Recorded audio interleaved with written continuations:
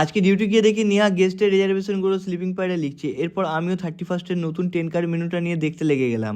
এদিকে আমাদের 31st সেলিব্রেশনের জন্য কোল্ড পাইরোগুলোও চলে এসেছিল।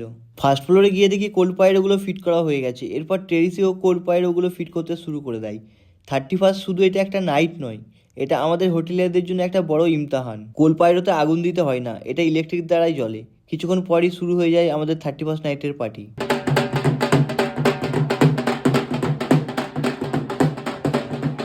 সেকেন্ড ফ্লোরে এসে দেখি আজকে ডিজে প্লে করছিল নীলদা।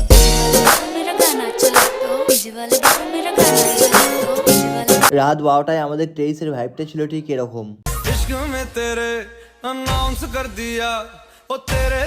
ডিউটি শেষ করে একটা বিরিয়ানির প্যাকেট নিয়ে আমিও বেরিয়ে পড়লাম। প্রায় সকাল হয়ে গিয়েছিল, তান্ত্রা তখনও ওপেন ছিল।